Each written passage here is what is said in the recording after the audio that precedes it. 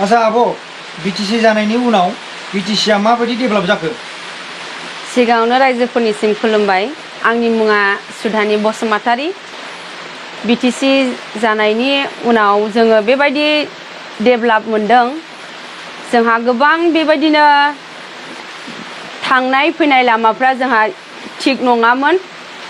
बिनि उनाव जोङो गोबां बेबायदि सुबिदा मोनदों। जोंहा बेबायदिनो ब्लेक टकिं जोंहा लामा मोनदों, सिसि ब्लक मोनदों। बिनिफ्राय जोङो बेबायदि जुमदार टु गसाइगाव जोङो बेबायदि लामा हान्थिनो हादों। जोंहा गोबां सिगांहाय बेबायदि थांनो थाखाय गोब्राबमोन। गैयाब्लाबो जोंहा 1.5 घन्टा बा 1 घन्टासो जोंहा लायोमोन गसाइगावसिम सहैनो थाखाय। दा जोंनो गोरलैयै बेबायदि हाग्रामा सरकारा BPF सरकारा जोंनो बेबायदि लामा सुबिदा होबाय। बेवहाय आङो गोजोननाय थादों।